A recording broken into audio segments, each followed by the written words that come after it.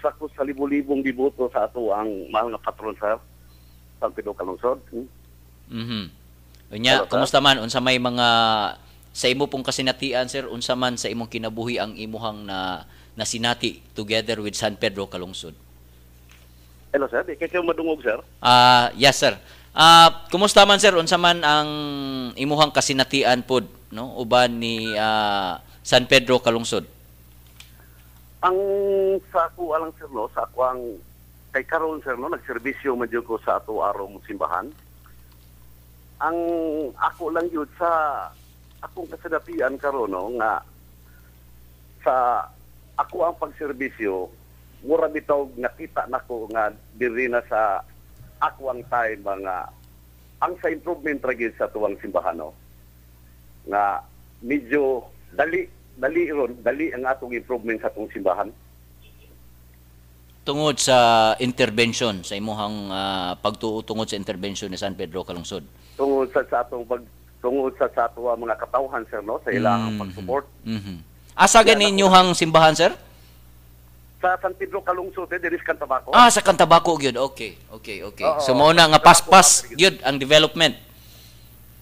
Murag kusog-kusog gid ron ang atong development sa tuwang simbahan karon. I-compare nato sa atong mga nangagi mga katuigan. Kaya nga atong simbahan sir almost 7 years naman karon. Okay. So natukod na siya mga that's 2004 sir. 2004. So 7 years Oo. na no? Mga 7 years na ni nga tuwang simbahan karon no. Aktibo gyud ka diha sa simbahan sir? So, aktibo jud ko kay usam sa kusuga sa diboto sir no. Aktibo jud ko sa tong simbahan ug sa mga kalihukan ilabi na sa tuang pagpalambo sa tong simbahan sa construction sa padayon sa tuang construction sa tong simbahan. Okay. So karon sir unsa may mga tan-aw nimo nga mga or base sa inyong kasinatian diha sa inyong parokya unsa may mga milagro nga inyohang nasinati diha uban sa inyong mga parishioners? Kining usang nga atong nakita karon nga libo-libo ang mga tawo nga ning-ari sa tuwang simbahan karon no. During atong canonization nga kana usa na para na Milagro na. Milagro ba? Yes. Nga sa pila ka tuig wa mi kasinati na na. Okay. Nga sa karon na nga mga buwan na nga nakita nako nga ang mga tawo dili gani halos na mo dili na gid na mo pulos kaila ang nangari na mga lagyo na kayong Gikan sa lagyong dapit. Nabot rin sa mong parokya. Kada sa kuang kuan usana na sa mga milagro ba nga iyang gihimo. Pero dili kay kana lang daghan ng mga nakasinati sa ako mga kauban sa mga membro nako sa pastoral council o sa ato mga parishioners. So murag makaingot ang punga sir nga ang kadaghanon sa iyahang mga devotos gani nagsige pag-increase ha? Oo. Sa gidaghanon siya mga diboto nga nagkalalain lugar nga naabot diri sa among lugar taon no. Sa among lugar nga napakasimple lang. Nga wala ko magtuo nga maingon ani. Sir, unsa may mga kuan karon sir, mga kalihukan nga inyong gihimo diha sa parokya? I heard naghimo sad mo inyong kauglingon nga duaw lungsod. Kumusta man sir, unsa may reception sa mga lungsuranon pod nga inyong nabisita? Okay no, lang nindot sa kayo no kay ang kami nakahimo naman mi diri mi nagkaraban mi nga sinatilan diri sa south. Nabot mi nga to nindot sa kayo ang ilahang response no kay ang ilahang mga mainitong pagsugat sa damo nya ato lang ni aging Thursday 25 nagdiri sa mi sa norte nagkaraban sad mi nindot sa nga ang ilahang gipakita nga mo ba ilang pagabi-abi na mo nga nabot ni silang lugar. So maingon ta sir nga katong uban nga wala nakaanha diha sa parokya pinaagi sa duaw lungsod didto napaabot ninyo ang imahe ni San Pedro Calungsod.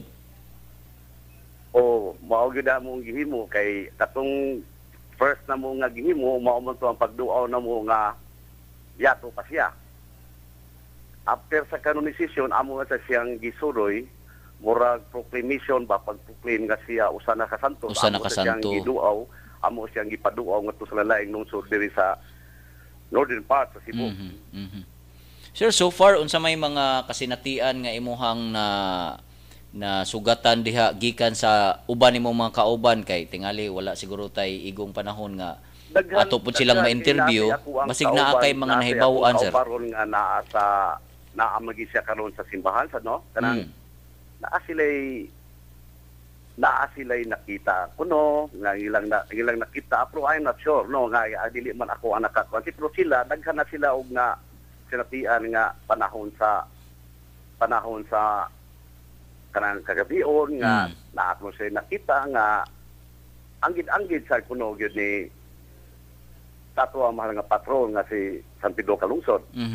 Daghang mga interview nga gipang-interview sila nga mao na so para sa ako ra yung nakita ang kini yung mga changes ba sa mga ato ang kuan nga sa atong simbahan daghan na ang nisuporta daghan na ni suporta kana milagro gyud kay na, sir, klaro gyud kay no, tataw kay na siya nga milagro nga pinaagi ni San Pedro Calungsod. Daghang mga tao nga naauhag, no?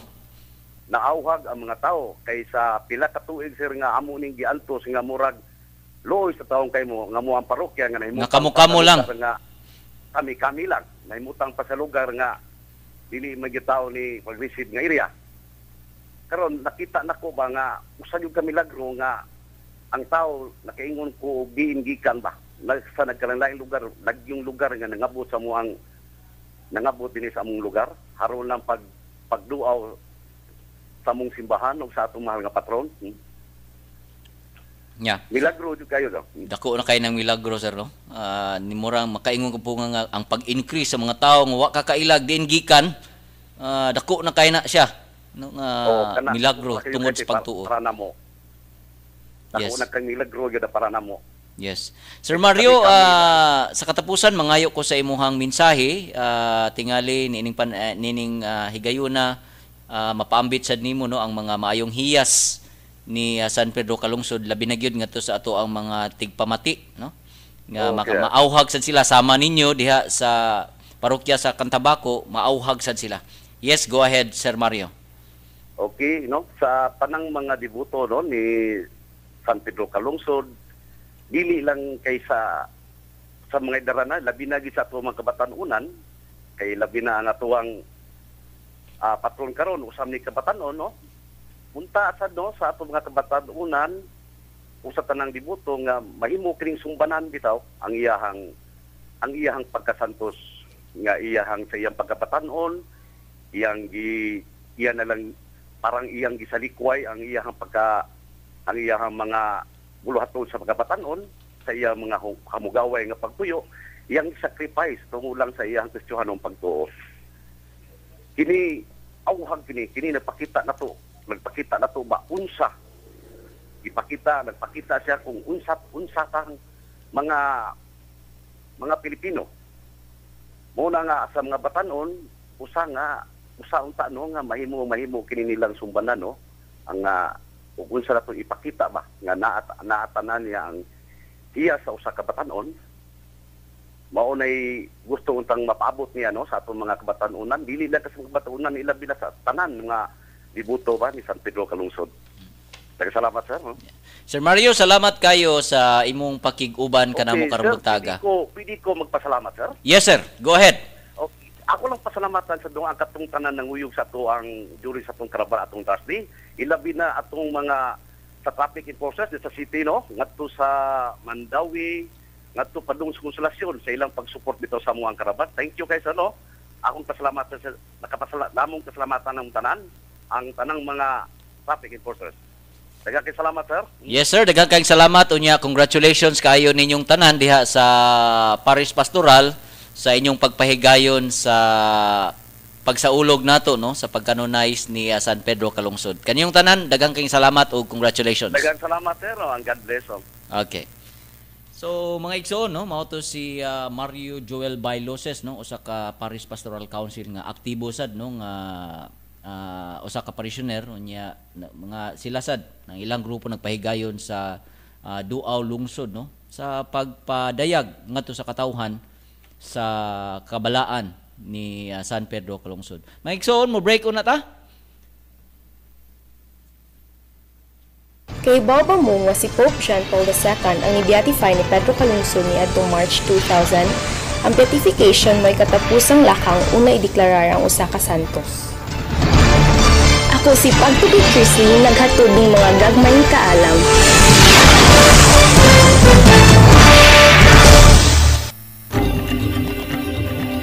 Maayong buntag, ani ang pinakaulahing mga balita nga adunay kalabutan sa atong kalambuan. Nakumpiska sa Provincial Environment and Natural Resources Office kun Penro sa probinsya sa Subo ang mga kahoy nga mukantidad og 10 million pesos didto sa Paknaan, Mandaue City.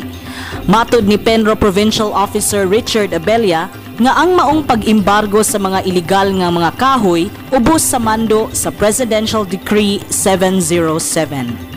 Sa laing bahin, kumplituhon sa taga Department of Environment and Natural Resources kun DENR ang ilang 8,143 hectares nga target nga matamnan ang Central Visayas sa dili pa matapos ang Nobyembre.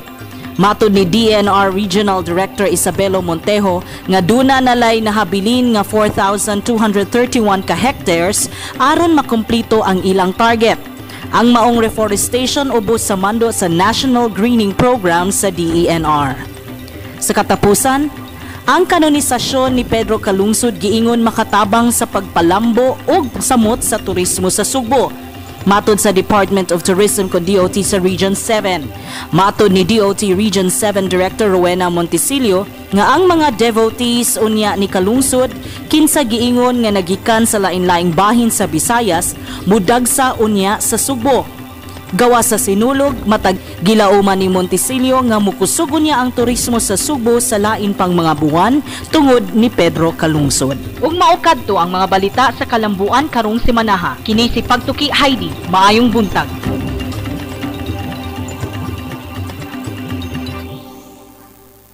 Paring Vic, long time no see. Asa naman kagatrabaho karon? Pre, ikaw man dahi na. Katrabaho ko sa kumpanya sa Saudi Arabia. Bago pa lang ko nauli aron mo bukasyon. Ninduta good. Unsa may nahuman nimo? Eskwela ko og computer hardware servicing nga TESDAS certified sa USJR Recoletos Industrial and Technological Training Center.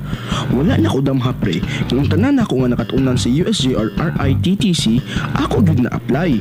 Ug lain pagid pre. Nasa ko'y kadungan nga training sa lain nga buo nga kurso ug karon nakatrabaho dayon siya sa usa ka kumpanya human sa iyang training. Nga una mo enroll na pud ko karon og lain nga kurso samtang ni bakasyon ko para akong magamit sa akong kumpanya pre. Ninduta good ana. Unsa pa may laing short courses na ilang gi-offer kay aron mo eskwela ko? Ang USJR RITTC adunay 14 nga TESDAS certified program nga imong mapilian karon. Sama sa medical transcription, computer programming, bread and pastry production, dressmaking ug uban pa nga hindi man kaayo karon. Hala no? Moto niya agyud ko sa USJR RITTC aron mangayo ko og requirement. Sige, salamat ha. Alang sa dugang kasayuran, may tungod sa mga mubong kurso nga gidalit sa USJR Recoletos Industrial and Technological Training Center na himong matawag sa numerong 354-8405 o sa cellphone number na numerong 0917-632-0576. Sa iyong sipag, aangat ka. Sa pagsusumikap, aangat ka. Sa bawat kayod, kahit anong pagod, aangat ka. Kasama mo ang Julie's Bake Shop sa iyong pagsisikap. Aangat ka, Pilipinas. Please, aangat ka, Pilipinas. Mugahin gyud ko og oras bisan sa akong kabisi sa trabaho alang sa Brigada Eskwela sa City Savings Bank. Maayo na lang ang akong pagpamintal ug panglimpyo sa mga tunghaan makatabang sa mga bata. Usahay, kapuyon ko sa Brigada Eskwela, kinaay mga lagyo nga mga tukaan. Apan kung akong huna-hunaon, ang akong pag-apil aning brigada eskwela sa City Savings, layo ug maabot alang sa mga bata. Murag mawa ang akong tanang kakapoy. Ang City Savings uban sa ilang mga empleyado sa Visayas ug Mindanao nagkahiusa sa pagtabang sa pag-ayo sa mga tunghaan pinaagi sa ilang brigada eskwela. Fresh, clean, healthy feeling. That's why they make it purified. Distilled and flavored, oh so right. Nature spring water. Naturally refreshing, naturally thirst quenching. Fresh spring water, purified. Nature spring water, oh so right. Nature spring water, oh so right. Get big savings every time you buy 10 liters of Nature Spring bottled water. For inquiries, please call 346-2008.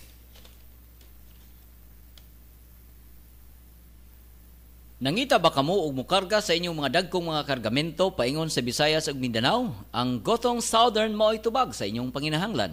Ang ilang biyahe gikan sa Cebu paingon sa Manila kay matag Miyerkules, Sabado ug Domingo. Ug paingon sa Cagayan matag Lunes, Huwebes ug Sabado. Samtang paingon sa Tacloban kay matag Sabado. Ang ilang Manila to Cebu nga biyahe matag Martes, Huwebes ug Sabado. Samtang Manila to Tacloban matag Miyerkules ug Huwebes. Samtang Manila to Cagayan matag Martes, Huwebes ug Sabado. Alang sa dugang nga kasayuran, mahimong mutawag sa Gotong Southern Cebu branch sa numerong 231-7100 ug sa Manila branch 527-6977.